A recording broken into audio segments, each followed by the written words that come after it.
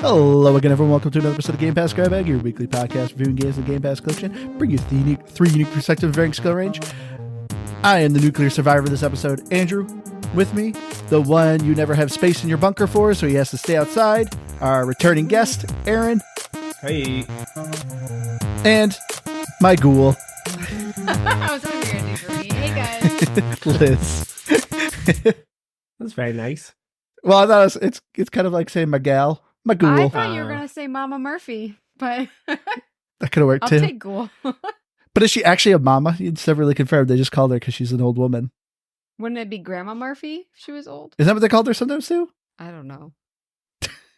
You Way to do finished your the homework. game. This week is a listener request from multiple people in our Discord because we were talking about the Fallout TV show and they're like, hey, you guys should do a Fallout episode. So thank you to our Discord for chiming in that we should cover Fallout 4 by Bethesda Studios. Liz, what Bethesda games have we played? I was going to look it up because I knew you were going to ask me. I mean, I can name one. Sorry. Yeah, you can go ahead. Yeah, you guys have done Starfield. Yep. Was it also the one with Sean Ashmore, the quick time? No. Sean Ashmore. Are you talking about Man of Medan? No, Man of Medan is not from Bethesda. I can't remember. Did you guys do Doom? We did do Doom, but that's id. It's Bethesda's the publisher. Bethesda. But we did Skyrim. Skyrim's the other one that's a Bethesda RPG. Just a wild guess. But yes, so this is Fallout 4 from Bethesda Studios. Fallout 4 is a post-apocalyptic nuclear survival game where you are playing a survivor of Vault 111 who just at the beginning of the game just narrowly escapes the bombs being dropped, and you are cryo-frozen for over 220 years. And you wake up to find out that your son was kidnapped. And so you are waking up from your cryo-freeze and you are trying to find whatever happened to your son as you explore the Boston area wasteland. But going around, Aaron, why don't you start this off? Was this Game Pass for you? Well, I think in every episode that you guys have had me on, did I give Battlefield a definite game? I think so. I didn't remember that. I just feel like that was not something I would give out. But this is a definite game. Wait, what were we going to say? In every episode you gave what, a game? Game or no, because you didn't. Game. No, do you not? I know I didn't. I was going to say, do you not remember Garden Story? No. I don't recall if I ever gave a definite game. That's what I didn't recall. I didn't recall if I ever did that. But this one would have to fall under a definite game. And I will tell you, admittedly, I think with maybe the first 20-ish, 30 minutes of the game, I hated it. And I was afraid that I was going to be way out on this. But I kind of stuck with it. I went over the hump here. And again, on previous episodes, what do I play? I play lots of Battlefield, which will directly tie into my small gripes with this game. But all in all, I am not very far into this game. I think I'm sitting somewhere around like 13 or 14 hours, maybe. So I'm not super far into this game because I don't even know. I always hear people dropping like 500 hours on this game. Yeah. But I will definitely still keep playing this thing because I'm kind of hooked right now. So to me, I understand why some people have this as their favorite game of all time. Even just in the first 14, 15 hours, whatever I'm at right now, I could totally see why people feel that way. So for me, definite game. Well, obviously we just covered it a little bit with Liz of playing Bethesda RPGs. Have you played any other Bethesda RPGs, Aaron? Yes. And again, that will go into some of my discussion here, but I have played Starfield and did not like it. I had a hard time sticking with that game. And again, we'll talk about it a little bit more, but you can feel, my goodness, can you feel the DNA between those two games? Yeah. And how old, did this come out in the 360 era or did this come out in the Xbox One era? This came out Xbox One. For some reason, I remember this being a 360 game. Fallout 3 was. It feels like a 360 game. And when you're thinking about Starfield, you're like, okay, I see why people kind of want to get out of this engine because you can feel those limitations there. Yeah. It probably felt fine in the Xbox One era, but doesn't feel fine anymore. But that's it. And I own Skyrim, so I've played Skyrim, but I mean, it's been well over a decade since I've played that. Okay. All right, Liz. Gamer pass. It's a game for me. I felt bad. This is like the worst week to play this style of game. I love this style of game, by the way. Lots of loot. There was one night I went to bed at 8:30. My gaming time is after Piper goes to bed. So I really struggled just staying awake. But I really, like I said, I love this style of game. I knew I was going to enjoy it. There are some things that I get so distracted with the side missions in games like this that I feel like I did not touch like near enough of the actual. No, it wasn't even side missions. It's just every building. You're like, ooh, loot. Let me go in there. That too. But I also found myself really wanting to base build in this game. Like I felt like they kind of like hinted at it with the sanctuary, but then I was kind of like, but what's the purpose of me continuing on with that? So I also haven't played enough. Maybe it's like a big thing later on, but yeah, I really liked it. For me, I'm going to go with Aaron. I'm going to say this is a definite game. So out of all the Bethesda RPGs, this is my favorite series. Even with Starfield, I love sci-fi, but even then, like I did really enjoy Starfield, but it just didn't quite hit as well as this does. And yeah, I love the Fallout series. I've played all of them. My favorite one is New Vegas, which I was tempted to do that one instead of Fallout 4, but our Discord's like, Fallout 4 is probably the most accessible. You should just do that. And it's like, all right, do it for you guys. But yeah, it's a ton of fun. If you haven't delved into any of the Fallout series, I would agree. I think Fallout 4 probably, I'd probably still say it is the most accessible. It is weird. This game does not have much of a tutorial. The tutorial is literally quick text boxes. And if you kind of blink, you miss it. So you're kind of learning things. Like Liz for the longest time was not using the VAT system. She kept forgetting that it existed. You brought that up, but yeah, they mentioned it like one time. Yeah. And then I thought it was because when they mentioned it, you were in the big suit. And so I actually played a lot of the game outside of the suit. I didn't like the suit. And so I thought that for me, I just thought it was a suit thing. Yeah, this is going to be a weird episode where I feel like you're going to be dealing with two newbies on this episode, Andrew, because obviously you've played way more of this series than I have. I vaguely remember New Vegas. I know that a lot of people liking New Vegas is the cool thing to do, so everybody seems to like that one. But I barely use the VAT system because it sucks. Like I don't get why. Like I always end up like shooting somebody 3 times and it doesn't kill them, so I just have to keep shooting them anyway. So yeah, I was okay with there being very limited tutorial, although there's a lot of layers to this. There is. Speaking of mech suit, Liz, since you brought it up, remember how I was like, man, I almost like gave up on this game pretty quickly? That was specifically the moment I almost quit the game. And here's why. I didn't know how to get to the mech suit. But the game's old, so it does a bunch of weird old things. But I saw my mission was to exit out the front door. So I go out the front door without a mech suit. And I'm shooting everybody out there. And then the big guy comes out. The Deathclaw. The Deathclaw. And I realize if I hide in the building, he can't get me. But I'm completely out of ammo. I've literally wasted all of my ammo. And I'm getting so pissed. I keep dying. I almost gave up on the game. I was like, how the heck do people like this game? And I realized I just had to go out the wrong door and get the suit. But yeah, I see where you're coming from, Aaron, because this game is old. It literally is usually just a dot as to where you're supposed to go. Yeah. And I don't even think it doesn't even show you like on your map, like your HUD, only the compass that you have, and that's it. Yeah, so, because all it's telling you is your mission is outside. That's all it's telling you. No, they did tell you on the roof there's power armor. All right. But if you blink, you miss it. I kind of missed that. I thought what he was saying was something crashed outside on a roof. I didn't know he was referencing the roof we were at. Yeah. And obviously I didn't notice there was another door sitting over there. So I actually went back up to them. That's the other thing that pisses me off. As I went back up to them when I got the power core, I talked to them and they're just like, oh, hey dude, don't you have something you need to be doing? And I'm like, oh, okay. And then I see the little dot at the front door downstairs. And I was like, oh, okay. I got to go out the front door and go find this whirly bird. And I'm out there, and I died so many freaking times. I actually completed it one time. Killed the Deathclaw, killed everybody with barely any ammo. Yeah, how'd you do that? There's like physically no ammo there. I did it. And you will not believe this. I then went into the church next door, like Liz. I was like, ooh, loot. I go all the way to the top and fell and died, and it didn't save. And I like screamed. I was like, please tell me that saved. Did I forget to save? That's another kind of problem that I have with this game. And it didn't. And I was like, I quit. Like, this is the stupidest game ever. Why do people like Fallout 4? This is stupid. This is idiotic. And I was almost done with it.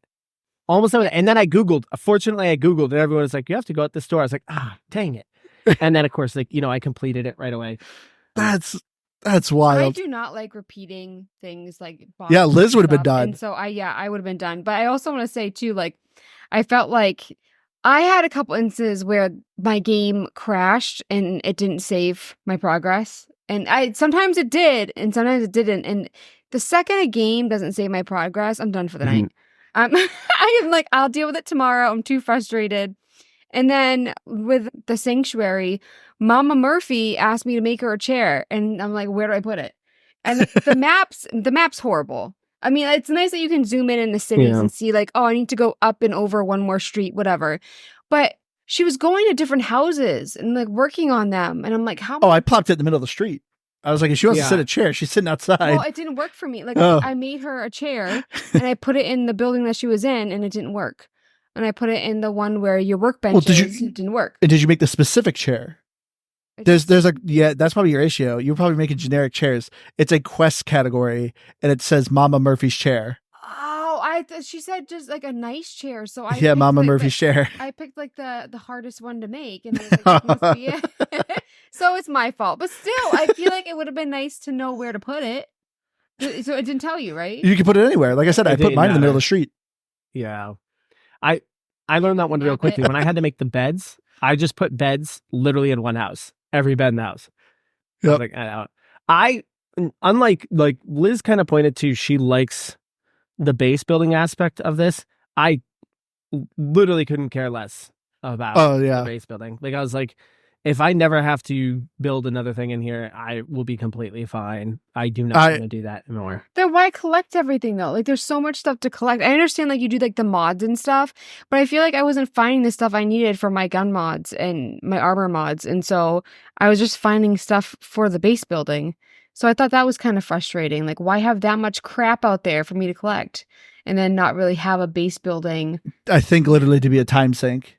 It did sink my time, I tell you. There you go. It really did. And you enjoyed it. I did. But we always start off, we never got into the story aspects of this game. As I said, with Fallout 4, you were first playing a couple in a nice, lovely suburban neighborhood in the outskirts of Boston. You sign up for the Vault, which the Vault are these various vaults that are scattered all across the United States, owned by Vault Tech. And they are in preparation for a possible nuclear war. And then sure enough, nuclear war happens. Bombs start dropping. You and your family rush to the vault just to be cryo-frozen. But after so many years, which you don't know at first, you wake up to see that your son's getting kidnapped and your significant other is shot in the face. So you're put back to sleep. And after so many more years, you wake up and you're trying to find out what happened to your son. And so you're exploring the wasteland, trying to figure out where he is. But what'd you guys think of the story of Fallout 4? Where's the Boston accent? I feel like that would have made it so much. Yeah, there's none. Well, people in like 1950s garb and like just talking with a Boston accent. Come on. But this is also 220 years, so I feel like in a nuclear wasteland, I guess accents would probably disappear. No, but like at the beginning when they were in their community or whatever. It's a missed opportunity that your robot butler Codsworth didn't have one. Yeah, I think that would have made the story 1,000 times better. I think when it comes to the story, one thing that was slightly disappointing is that I didn't really love a character. You know, usually there's, and like I said, really? Because I haven't gotten like the, what are they, companions or whatever that you have. So maybe like I would love one of those. Like I said, I didn't really get as far as I would have liked, but so far I haven't found someone that I'm really rooting for. So I don't know, but I think that I will eventually get there. I feel like I just touched the surface of this game. You did. Yeah. So for me, it just like, that's why I was having a little trouble getting into the story. But I also like too, that I was like talking to some person and because you picked the dialogue and it was like, oh, where'd you come from? And I said Vault 111. He's like, I can't believe you admitted that. And he like respected that I was being honest and stuff. So I like the choices too when you're talking to people. But I don't know, is there like consequences? Oh yeah. Oh, okay. Oh yeah. There's a lot of consequences. For the store, like again, I'm gonna mirror a lot of what Liz has already kind of pointed to at the beginning. I'm just doing random missions, and this is gonna be. I'm probably gonna list a lot of gripes that I have, and I'm going to just kind of like dismiss them as like, well, it's an older game. It's got some antiquated setups. Obviously, like the saving is one of them. It's a stupid save system. I hate it because you have to remember to save it. The autosave is not always going to get you at the perfect time. But one of the things that kind of stuck out to me as kind of obnoxious is the missions. It does not label what is a progression of the story and what is a side mission. That was Liz's complaint. So I'm just kind of doing ones that kind of sound interesting. So as far as it goes for the story, the furthest that I've gotten is because I'm assuming this is main storyline because it follows that. I've already rescued Valentine, the detective. That's main. Yeah, and then he's in the process of going and investigating with me. But I've already done some Brotherhood of Steel, so I've done a whole bunch of those. That was a whole other thing that I got stuck on. I did not want to join the Brotherhood of Steel because I didn't want to be locked down to them, but apparently you have to do it to continue the mission quest. It was very confusing. So I couldn't complete that mission because I kept just telling him, no, I won't. No, I won't. I'm a man of principle, so I'm not just going to accept it if I'm not really going to be committed to it. But like things like that, like the mission sequences, it was just like, because they kept piling up. Every time I went into my mission thing, there'd be like 5 more missions sitting there. I'm like, where are these coming from? Where am I getting all of these? Yeah, you listen to the radio, there's a mission. Oh, yeah, and then it's like, oh, you just went out of that area and it drops the radio thing. So it's like, oh, do I go back? Like, Which is at the end of the day, right? Like as much as that's annoying, what saves it is nothing wasn't uninteresting. Like every time I was doing something, I was always kind of excited to see what it eventually led to and what it did. So I still had that draw and appeal to keep going. And I think that is, okay, that's where it's kind of special. I don't know what's a story mission. I don't know what's a side mission. I'll just do all of these things and it's totally cool. I'm happy to do them. So I don't think I got very far in the story because I've just been doing a bunch of side stuff this whole time. And because it's just, they keep loading up new things. I don't know what is a story mission. So I'm just doing them all. Which is, Andrew, when I was playing, because you watched me play a little bit. Yeah. And you were like, made it sound like the doy, if it's about your son, like you're supposed to do that as the main mission. I'm like, how am I supposed to know? Like that I have to go to Diamond City. And it's not even at the top of my list. There's no star next to it. But you made it sound like, oh, you should know that. I also like that Keith just wrote in, they did their research on the location. Candlepin bowling is exclusively a New England thing. Yeah, they have candlepin posters. But Curtis in our Discord asked, who played first person, who played third person? I always did first person. Any Bethesda game, I never do third.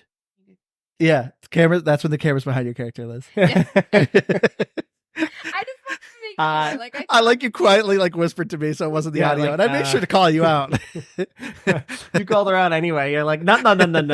We're gonna make sure everyone knows you don't know at first and third person. I knew it. I just wanted to make sure. But it also I miss candlepin bowling. Yeah, no, that it's the only thing that I can actually hold one of those bowling balls. I cannot hold a normal bowling ball. Big balls are scary. Well, Aaron has freakishly small hands. I do. Anybody on here can see very, very tiny hands. I don't. It's basically a deformity at this point. So cannot use regular bowling balls all that comfortably. Yeah, I remember that episode. I forget what show it was, but somebody's fingers swelled and they couldn't get it off. My fingers swell like sausages in the summer. I think a reference Always Sunny in Philadelphia with the lawyer with the small hands. And he's sort of self-conscious of it. Puts the fake ones. Put your hands on top of mine. Yeah. Where does your palm stop and your fingers start? All right. I mean, I've got my 10-year-old daughter's hands are very close to the size of my hands. I am 37 years old and her hands are almost as big as mine. That's a rough feeling. As a side note, we went to a football game. I took my 6-year-old to a football game, and this was a, semi-professional football game. And nothing is more demoralizing than a grown man throwing you a football, you grabbing it and realizing you can't hold it with one hand. It is too large. I thought I could, because anytime Mason has a football, I'm throwing it, but I'm realizing now those are children's footballs. Those are not regular sized footballs. So I'm like sitting there, he throws it, and I'm like, oh my gosh, like this is so, like, I'm like trying to yeah, I can get it. It's rough. It's rough. I got whopper hands over here. That's awesome. I can't, I don't play basketball, but whenever I did when I was younger, I have no upper body strength, and I'd always have to do it with 2 hands, but I wouldn't do it the right way because I didn't have enough strength. So I just. By the way, with the quest with Fallout 4, which is kind of funny to think about, is that you're constantly, you wake up and you're always just like, where's my son? Where's my son? But then here you guys are, like, you're talking about of like, it's kind of mandatory to like get lost and do these side quests. We're like, where's my son? You're like, ooh, what's these trinkets over here? And your character kind of like just starts doing things. Hey, do you want to join the Brotherhood of Steel? And you're just like, okay, like, not worrying about my son anymore. Well, this is how long does it take for you to start romancing? Because you just woke up, you in your mind. I was going to bring that up too. So how long? Because I read online that you can romance. Yeah, pretty early. Pretty early. So in theory, according to your character, your significant other's been dead for days, a couple of days, and you're like, ooh, other companions. Yeah, it's time to move on. The movie, I think it might have been Hard to Kill or something with Steven Seagal, and he was in a coma and he woke up, and I don't know if his kid was murdered too, but I know his wife was murdered, and then he ends up falling for someone. And I remember as a child watching this and being like, wait, he just woke up. Yeah. It's time to move on. In reality, yes, your significant other's been dead for a while, but in your mind, they've been dead for days. See that? No, I can't. I don't think I've ever seen a Steven Seagal movie. I was obsessed with and the same with I was obsessed with Chuck Norris movies. See, and stuff. I feel like you either like Steven Seagal or Chuck Norris. You were dipping your toes in both ponds. No, because Steven Seagal, I think I watched that first because I watched it when I was super young, but all that stuff came out about him, But yeah. Chuck Norris has been my number one, always. Love for life. Yeah, I follow him on social media. But yeah, I like the story. I agree with you, Aaron. With every one of these side quests is just interesting. A lot of them are just like, I want to know what goes on, what's going to keep happening, which is surprising. There is things about this game that do feel very old, where everything just feels so set up in a set piece. But at least all the stories and characters are well written. Anytime people are giving me stories of hey, this is going on, I'm like, cool. I want to see where this goes. What's going on here. And I just love your character's reaction too. It's just once again, your character literally just woke up from pre-war. They're completely new to this Fallout area. And these people in giant power armor are like, hey, we're the Brotherhood of Steel. You have no idea who these people are. And you're like, I know, I think I did. I don't know why I'm having such a hard time of saying Brotherhood of Steel. But Brotherhood. But you have no idea who these people are. And they're like, do you want to join? You're like, heck yeah, okay. As far as you know, they could be straight up Nazis. They could be like, oh yeah, we ate babies in the afternoon. You have no idea. But your character's like, all right, I'm on board. Let's join the Brotherhood of Stool. Yeah, there is. You do have to what do you call that? Suspend. Yeah, disbelief. Some disbelief there to kind of get through that, because yes, none of that stuff I guess makes any real sense. What's this cracking up here? Your face. Because you're saying Brotherhood of Stool. Yeah. Yeah. I mean, that is pretty embarrassing. You just restarted the laughing. She's kind of got to give it back to you after you called her out for not knowing what first person was. So I didn't know. I just tongue-tied. I know who the Brotherhood of Steel are. You gotta get closer. Keep going, Aaron. Liz is gonna be laughing for a while. All right. So yeah, story wise, I guess I don't want to know much more beyond that. Obviously, Andrew, you've beaten this game at some point. Yeah. So I know you probably know the answers to things because I've got some mysteries going on that I'm trying to figure out. Like, I want to know, is Vault Tech and the Institute related, or are they completely separate things? They're separate things. I told you not to ruin it for me, and you just ruined it for me. Thank you for taking away that mystery. But I mean, did you guys kind of see the trend or what's going on with the vaults? Did you explore enough of them? I only went into that one when you fight the mafia guys. Okay. To save Valentine. But what's weird is like Fallout is one of those things that like for guys that have been playing video games, even if you didn't play Fallout, you at least kind of knew things about it. So I already knew the mysteries of all the vaults. Like I already kind of understood that. I also did play a little bit of Fallout 76. So I also kind of understood it from that perspective too. So no, I haven't explored a bunch of other vaults, but I know how they work. Do you? Yeah, they're all different experiments. Oh, okay. Oh, yeah. I see you do. Oh, then let's see the thing real quick. Did you actually watch the TV show that just came out? I have not. This is why I actually started playing the game. So even before you said you guys were going to do this episode, I was like, you know what? I should probably know a little bit about Fallout, like before watching the show. So I decided to just start playing Fallout 4. No. But to answer guys, your question, or not question, but you guys were curious about having to join the Brotherhood of Steel. I said it right this time, Liz. And there's other factions. You aren't tied down to any of them. You are essentially free to do all of them. It's just at the very end you have to commit. And it's pretty obvious you have to commit to somebody. So don't worry about any sort of consequences that, oh, I joined this group, so now I can't do anything with this group. You can just kind of have fun, and it's not till the end where you have to make a decision. Well, reading online, in your okay. In your opinion, Andrew, which one of the 4 factions has the coolest ending? I think I know of the Brotherhood of Steel's one, but from what I remember, I've only beaten this game once, and I'm pretty sure I sided with the Institute. Interesting. Why? I know. They're the bad guys. Yeah, well, there's more too. Like when see, online it made it seem like it was black and white who you join and like who the bad guys are. I mean, I think like the obvious good ones are the Underground Railroad. They're kind of like trying to create equality for everyone. Sorry, I just read. Oh. And no, you should say vault number 2 is where the Brotherhood of Steel lives. But missed opportunity. But yeah, so overall the story's pretty good. But getting into the gameplay, so we already talked a little bit about the base building, in which the base building, to me, it felt like an experiment. It felt like they were testing out this new mechanic of, hey, you can get random people to join a settlement. But what irritates me, to get a little bit more into, like, eventually we'll get into the graphics, everything just looks like a dump. So when I feel like I'm building a nice base, I'm like, this literally looks like a child made it. It's just like ramshackled and crappy. And that always just kind of irritated me. And that's why I was like, yeah, I don't like this base building because my base looks like garbage.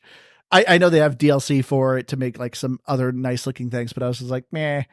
But I love the combat in this game and just how the story's done.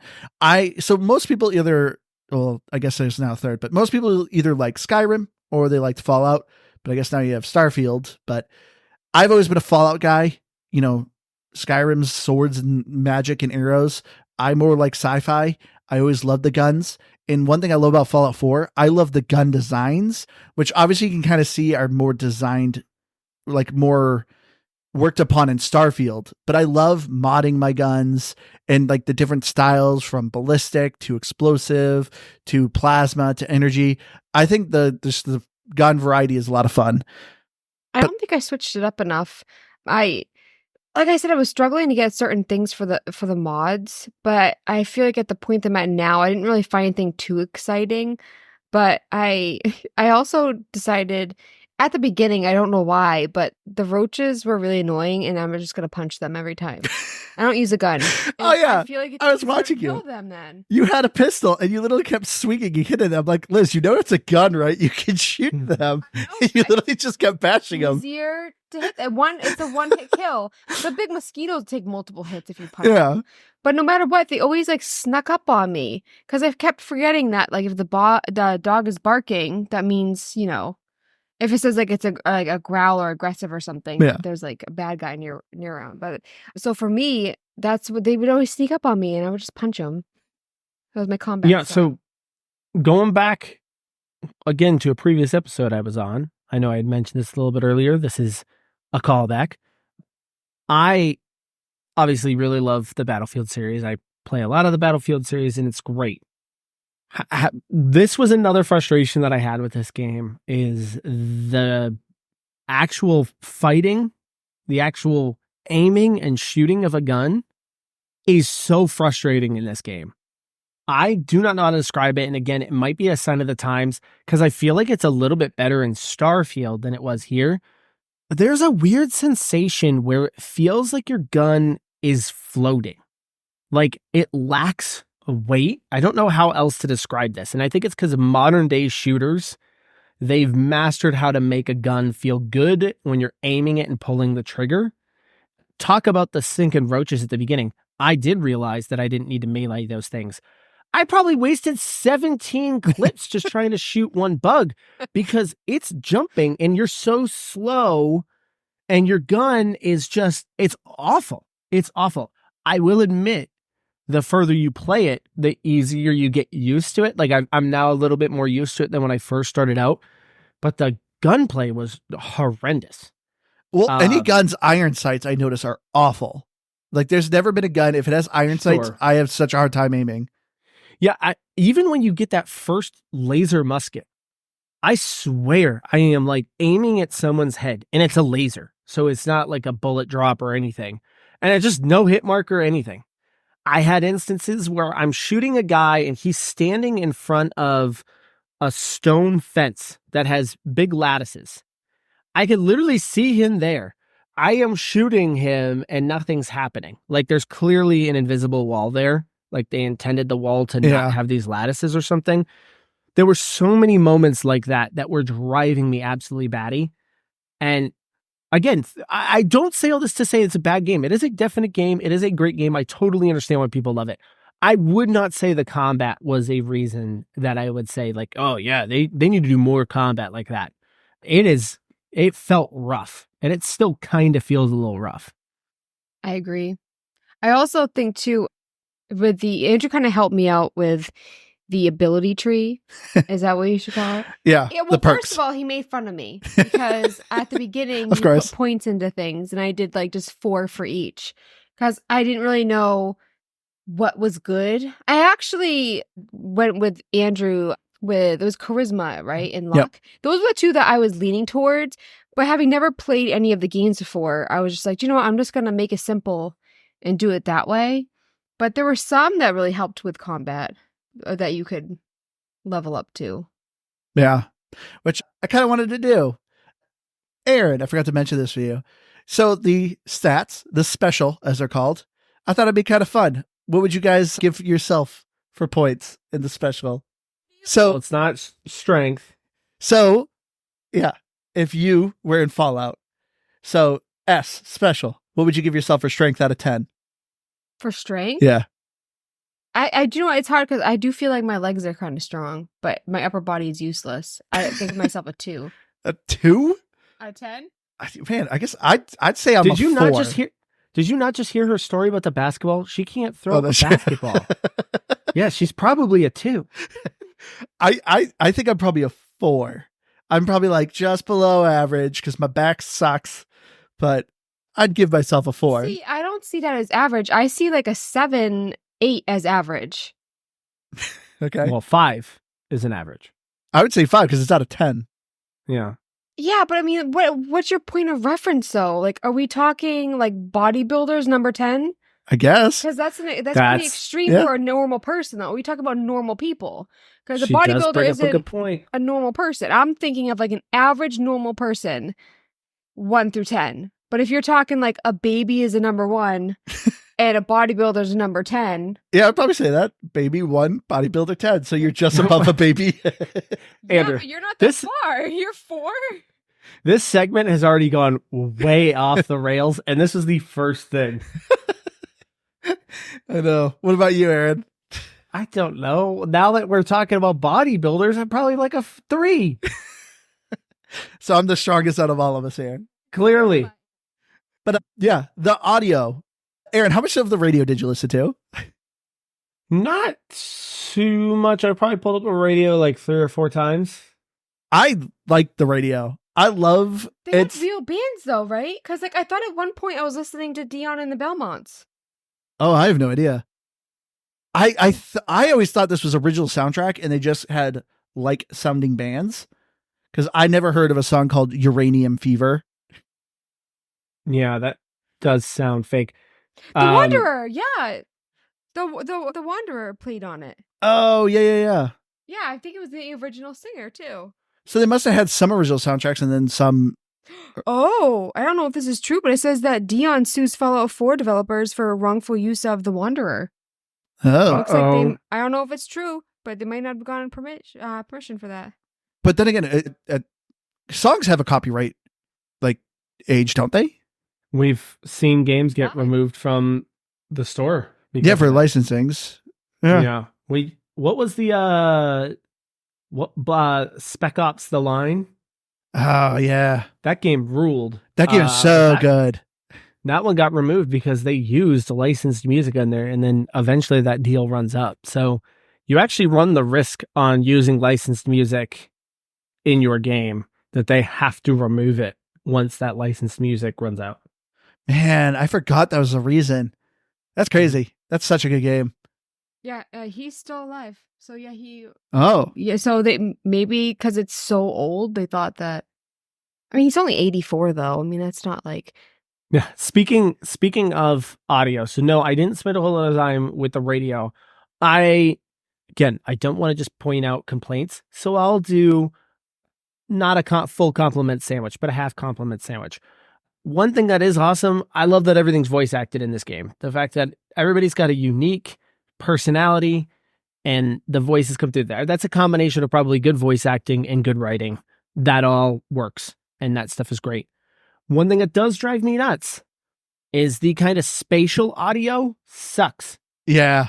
When you're sometimes you end up going open face compliment sandwich. Great call, Keith, from the grave. So when you go into a building and there's like multiple people in there and there's always like one more guy left. And it's like, I hear him like yelling behind me. And I'm like just scanning all over the place. Like, where the heck is this person? And I'm going up staircases and I'm looking and the guy's just like, hey, you. Hey, you. Hey, you. And I'm just like, where are you? Where are you? And I'm just going into rooms and I can hear him all around me. And I'm like, the spatial audio in this is a disaster. Because it's just not super precise on where this person is. This might potentially be a little bit of my fault.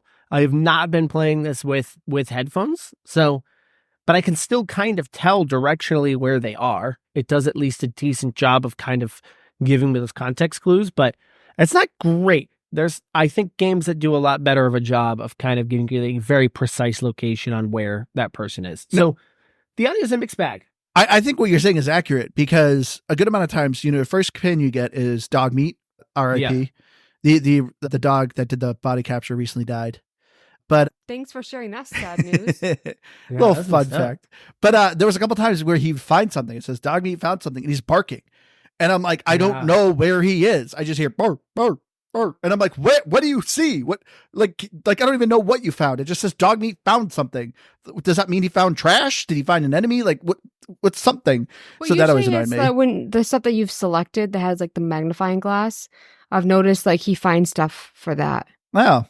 See, I never search for he's components. Growling a bad guy, but yeah, a lot of times I wouldn't need it anymore. Like I found it a while ago and I forgot to turn it off, but I noticed it was always stuff with the magnifying glass.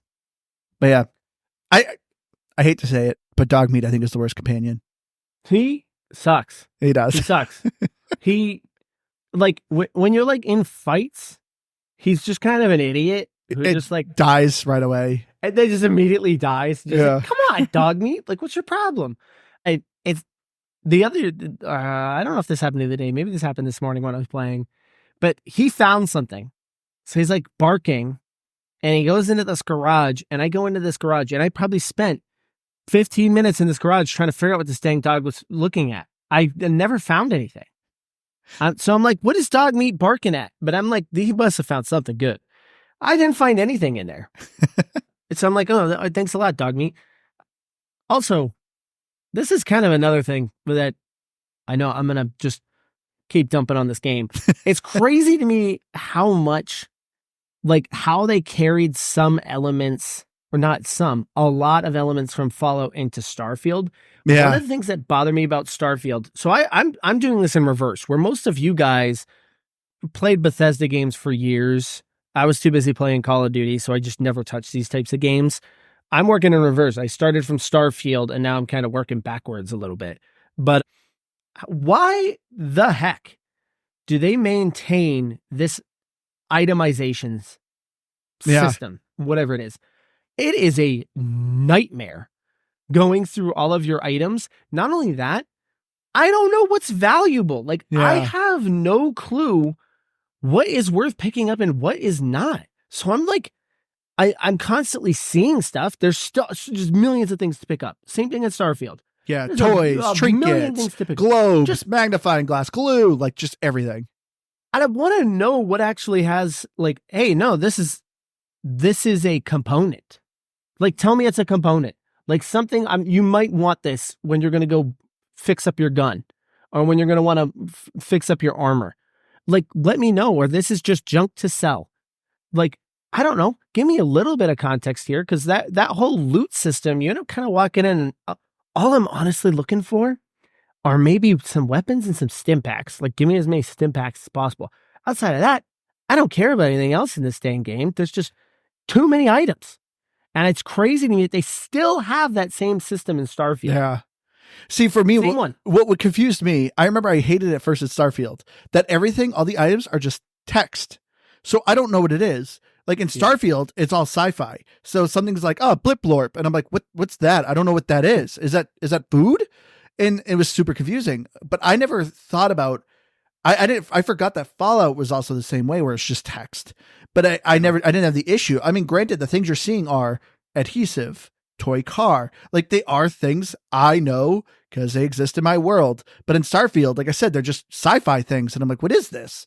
But I agree. I don't know if you noticed. I taught Liz this pretty early, but when you're crafting a gun on a mod, it says, oh, like you need screws, wood, blah, blah, blah. You can say, look for these items, and it puts a magnifying glass. So when you're out in the world and you find toy car, it'll say, hey, this has components that you're looking for the mod that you wanted to make.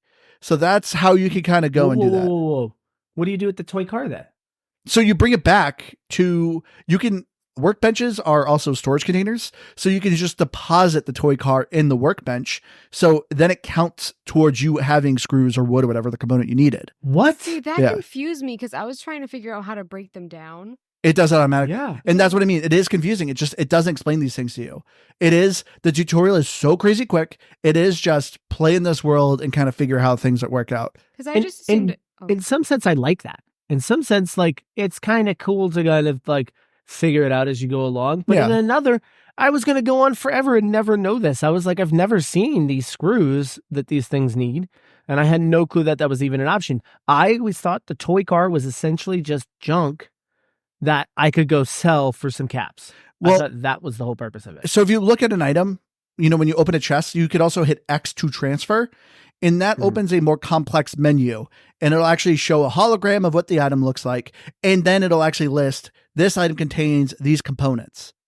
So if you get like super glue's worth 3 adhesives. Or if you get economy glue is worth 2 adhesives. So it shows you these things. See, I just assumed that if I had the stuff to make it, that I just randomly picked it up somewhere.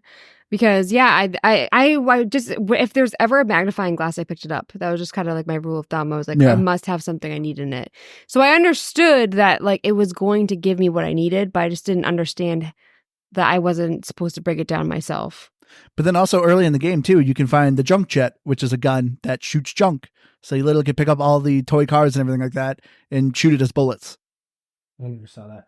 Oh, and then also another fun pro tip I saw with dog meat. The one nice thing about dog meat, when you start in your vault in Vault 111, yeah, it was in that one. At the very end, when you get the overseer's office, he is creating a special gun called the cryolator, and it's locked behind a super master lock. You can actually click on your dog and tell your dog to go fetch the cryolator, and dog meat will actually go through the lock and just grab the gun for you. So if you want to get the cryolator super early in the game, just tell dog meat to go fetch it. So there's a little fun. Pretty decent. I think it has very limited ammo. I think it uses a specialty ammo from what I remember. I can't remember if it's that gun. I know there's an alien gun. You find a crashed alien ship and a living alien who's bad. You kill him and you get an alien blaster that only has like 200 bullets and there's no more bullets in the game. So that kind of sucks. Yeah, I love the guns in this game. There's some really fun guns and like interesting guns. Like Fallout 3 I liked, but I that was my issue. I didn't like the guns in Fallout 3. In New Vegas, I liked the guns, and I thought the story in Vegas is better. But yeah, Fallout 4 is kind of a nice encapsulating of everything. But that's what I think is weird. Really, our listeners saying like, "Oh, Fallout 4 is the most accessible." There's moments like this when we're talking about the junk where I'm like, "Is this accessible?" Like, I guess it is just the fun of the exploration and living in this world. The game does such a good job with it. It's probably the perfect version of Fallout. So, like, for instance, if you're watching, because what's going to happen for everybody is the gold standard is going to be the show. Yeah. The show's going to be the gold standard. It's going to be the thing that introduces so many people to Fallout is going to be that show. And to me, Fallout 4 is probably the best encapsulation of that. So I think that ends up being the game that's going to be the connecting point there, is that one. Yeah. So it makes sense.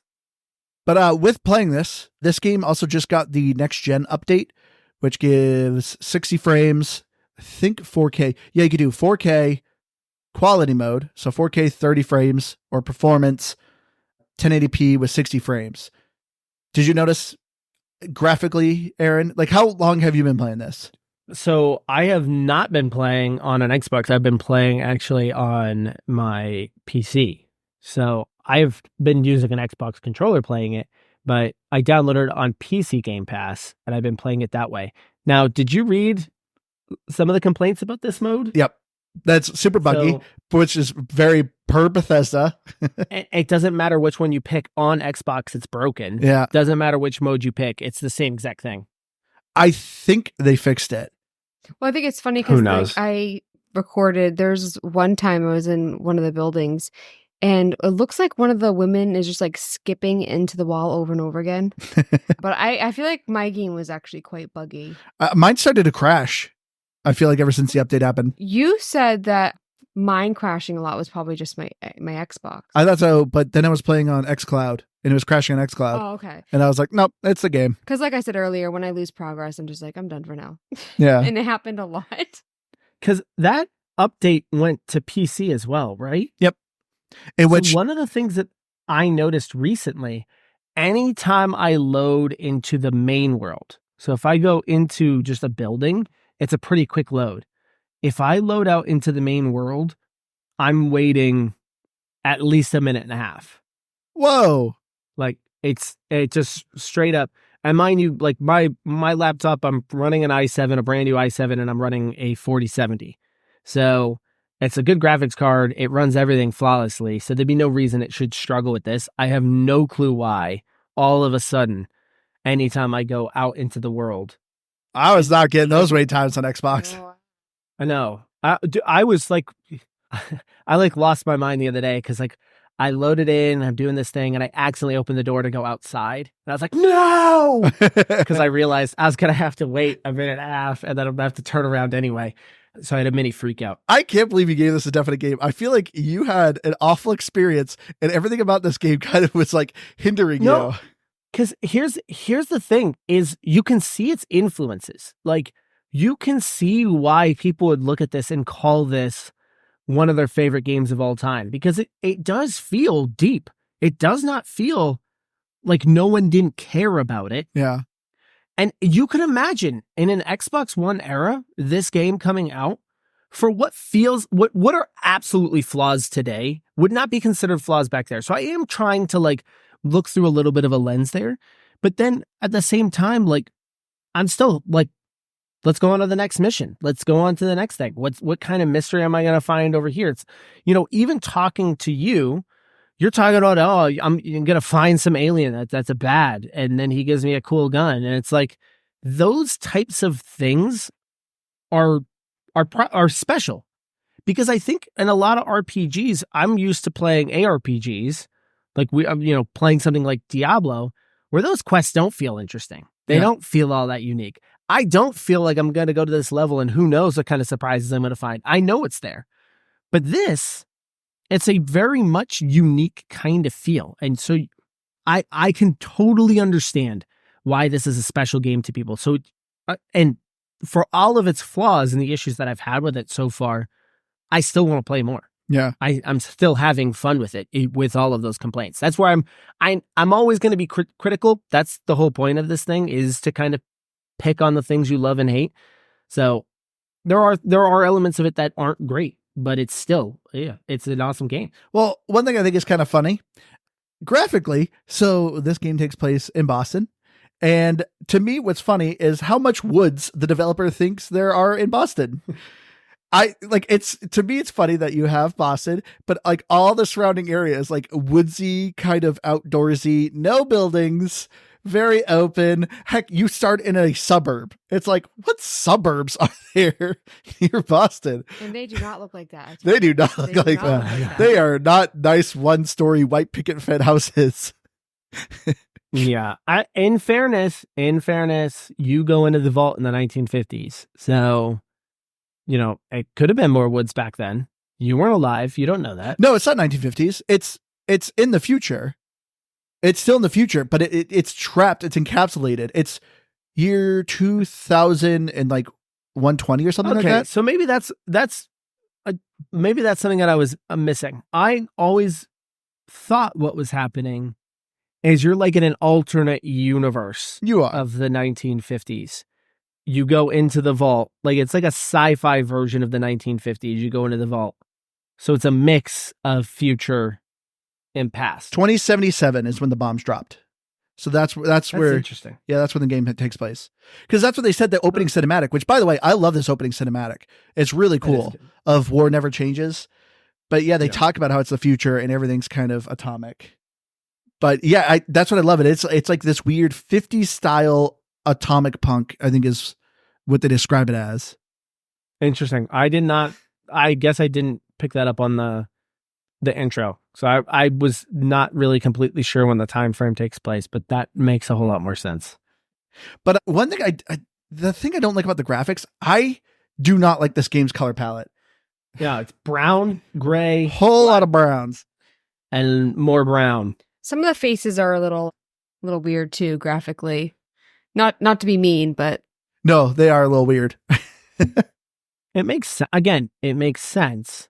So I don't sit there and be like, no, they really needed color here in this wasteland. But yeah, at the same time, it would be nice to get a little bit of color somewhere. Well, I also, because of like the toxic stuff, when I Radiation. first was what? Radiation? Yeah, whatever. When I first started building, there was this like green line, but it happened right when it turned to nighttime. And so for me, I was confused where I was like, because when it rains and stuff, you can get radiation. So for me, which I never like filled my radiation thing with the medicine, because Liz was like half radiation sickness. But I thought that the green line, I thought that it was some type of new radiation or something because it happened right at nighttime. But yeah, it was just the building line. So yeah, my bad.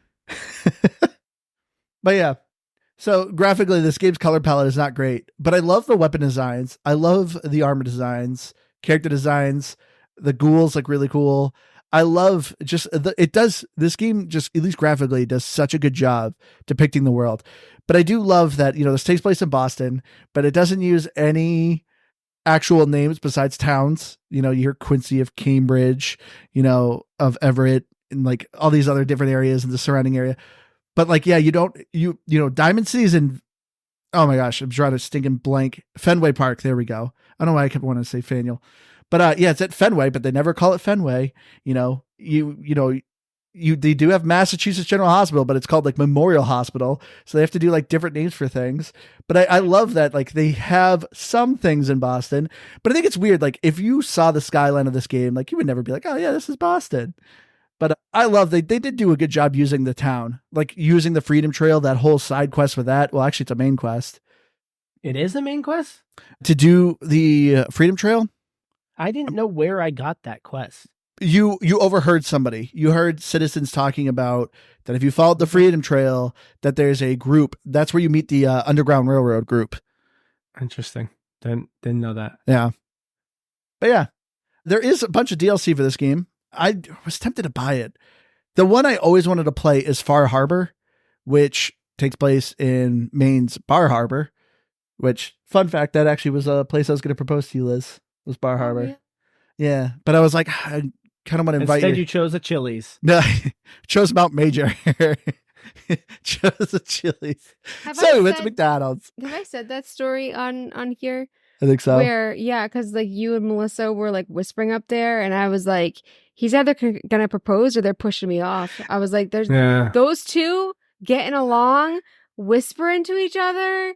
I knew something was up. A proposal or death. Well, that's why I didn't do Bar Harbor, because I was like, oh, I kind of wanted your sister to be there to take pictures. And, Bar Harbor is kind of a really nice romantic getaway. And I was like, I don't really want to put your sister to that. So. Well, I'm just saying, what's not like what would be truly surprising? Bringing out a sizzling plate of fajitas, and then you come down and see the Chili's. Actually, if you think about it, a big sizzling plate of fajitas, you're like, oh my gosh, can it get any better? Boom, ring. Yes, it can get better, or maybe worse. I don't know. Cajun chicken pasta. Yeah, Aaron, you're joking. That was awesome. But Liz legitimately probably would have loved if I did it at Chili's. It's my family's like favorite place. I also think it's funny too. Like another big hint was that my sister, I was so hungover that morning. My sister's like, why don't you do your makeup? Why don't you do something with your hair? We're going hiking on a mountain. And I was like, I feel like I'm dying. And then Andrew's physically pushing me up the mountain because I'm like, I think I'm just going to go back down and wait for you guys. And he's like, oh, oh man. Should have done Chili's. Vomiting all over the place on the way up there. She would have enjoyed Chili's. Yeah. Which, ironically, is also our anniversary tomorrow. So happy anniversary, Liz. Oh, hey. Yeah, it is that time, huh? No, it's today. It's the 3rd. You keep saying that. Look at your ring. My ring has the wrong date, Liz. No, you put it the wrong month before. You got it fixed. It's May 2nd. Oh, yeah. And you know what? I looked at our marriage license because my gosh. My mom thought it was May the 4th. And I was like, no, that's a Star Wars day. I know. I always remember it was Star Wars day. And I kept thinking, because in my mind, I'm like, it's the day before. We did it May 3rd. And you're like, no, it's May 2nd. In all fairness, I didn't even realize it was May. And if you didn't bring up that our anniversary. Yeah, I actually brought up our anniversary. Because I was like, oh, do you want to do this? And Liz is like, oh, yeah, it's our anniversary. We have 2 anniversaries because like our actual ceremony and our celebration was in July. And we've never really celebrated in May. We do sometimes. But that's the thing. Hold on. That's why we went out to dinner tonight. Yeah. We went out to dinner tonight. Well, we originally did because I was supposed to work tomorrow. So you it wasn't didn't tell me that. I thought we went out for our anniversary dinner tonight. Did you guys go to Chili's? No, we went to Red Robin's. Red Robin's a good one. Yeah. No Cajun pasta there, though. No. Your Piper really likes it there. So that's another reason why we're like, well, we'll bring her to Red Robin's. And also, Liz is very pregnant, so she's very selective of what she can and cannot eat. That's fair. True. That's fair. True. But anywho's, let's get our final thoughts here. We've been dragging this episode on. Just very quickly, achievements. Oh, yeah, achievements. Aaron, you got 85 out of 1600 gamer score with 8 out of 84 achievements. Andrew, overachiever, 840 with 43 achievements. Keith, 105 with 9 achievements, and I'm in last, 65 with 6 achievements. Yeah, overall, this is a pretty good game for achievement hunters. Majority of the achievements are just beating specific quests. This game, obviously, it's an RPG. It's going to take you time. For time to beat main story, you're probably looking between 3 to 33 hours. For main quest and side, you're looking at about 111 hours. So it's not a quick game for achievements, but you can get a majority of the achievements just by doing all these side quests. A lot of achievements to get, nothing too difficult. Like I said, at the end, though, you have to commit to a certain faction. Just save your game there. Beat with that faction. There's an achievement. Load your save and just beat with the other ones. So overall, it's not hard to get the achievements in this game. But yeah, let's get into our final thoughts here. Aaron, since you were so negative, why don't you start off? Did you like this game? Thoughts. No, this is a great game. I had a ton of fun with it so far. I will definitely continue to play it. Now I'm very excited to see the show. I know, what was the numbers for it? They say 16 million people like that saw the show in the first 6 days or something like that. It's either the first or second most watched Amazon Prime show, they said, within the first 2 weeks. A gargantuan hit right now. So we'll obviously continue to see. They've already announced the season 2 for that. Obviously, they're working on Skyrim, but they're going to end up making more Fallout games. It's just going to happen at this point. So I'm kind of hooked. And I think once I finish this, I'm going to want to check out New Vegas because everybody swears New Vegas is the best. So it has Matthew Perry in it. For all of its flaws and for some of the clunkiness of the engine and all of that stuff, it is still well worth playing. I give it a score here, right? Yep. Okay. I'm going to give it. You guys do it out of 100? Yeah, usually. I always forget if you guys do it. I mean, if you do it at 10, you're still the same. I'm going to give it a 91. I mean, very similar to me. I love Fallout 4. Like I said, the Fallout series is my favorite. This one I did enjoy a lot. I remember, Liz, you actually got this for me as a present for my birthday when we were dating. I know you don't remember it, but I remember it because I was like, yes, I wanted this game. And I played a whole bunch of it and ignored you. You like to tell me that's usual too. But yes, Fallout, it's a ton of fun. You know, if you're not I think even if you're not really crazy into RPGs, I think the fighting's a lot of fun. The exploration, this game constantly just gives you good breadcrumb trails of just, let's go over this ridge and see what's going on in here.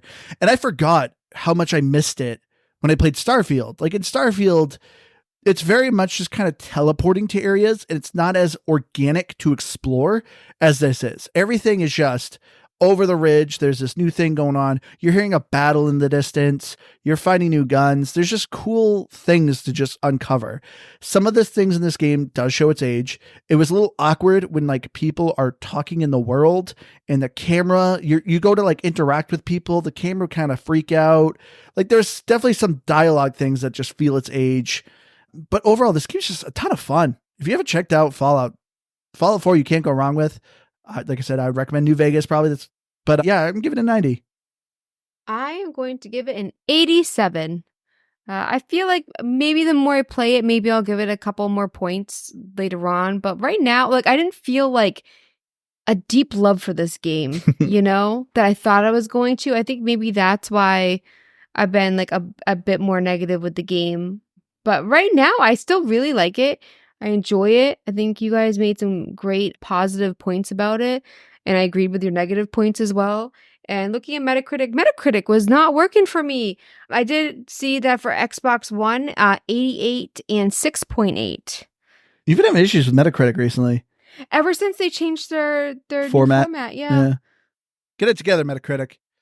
All right. But anyway, that'll do us for this episode. Thank you all so much for joining us. Please go to our Linktree at linktree/gbgb or gamepassgrab.com. Should bring you there. Join our Discord. Me and Keith are on there a lot. We interact with everyone. We love talking to everyone on there. If you have any game suggestions, you can email us at gamepassgrabbag@gmail.com. Check out our Patreon. Next week or soon we should be able to drop in another episode. So thank you all so much to our Patreon members. Thank you so much to Javier. Thank you to Javier. Thank you to Squidkill. And thank you to our new Patreon member, Papa PTSD, for supporting us. You guys are getting us one step closer to make this our full-time job. We still have a ways to go. But thank you all so much. Thank you for all the support you guys keep showing us. There's I don't know how we keep getting support. I feel like we do such an awful job at this. but you guys still keep showing us your love, and we love it. But yeah, you can find me on Xbox Live Firebird 01952. I think I just said that wrong. Anyway, No. Aaron, thank you so much for joining us. I don't know if you want to anything. Happy to help. I know I was fortunately playing this game, and because that is usually not the case. I'm usually sticking to my same 3-game rotation. So you got lucky this time. I was actually playing this one. So unless people don't like you, and then I guess it's unlucky of them. That's true. If you don't like hearing me on this thing, I'm sorry. All I can do is apologize. I'm sorry. Nicer than me. I'm not apologizing if people don't like me. No, just kidding. Just kidding. I'm sorry. But I apologize. I'm listening. Sometimes people just rub you the wrong way. It's kind of I would feel bad if someone listened to me and they were just like, "Wow, she's really grating on my nerves." It's like I don't want to going on the attack right now. I feel like they would listen to us then. Well, maybe they love you guys. I'm just saying, hypothetically, I would feel bad if everyone has that person that they've met that they're just like, I really genuinely do not want to be around this person. That's true. So for me, I'm just saying, like, I do feel bad if I annoy people. I don't know. Now I feel weird about it. I don't know. We'll just get rid of this whole segment. No, this is entertaining. No, that's staying. I'm Liz the Noob, gamertag, I'm Dean. I'm on Twitter, Instagram at Liz the Noob, CW. All right, everyone. We love you all. We'll see you again next week.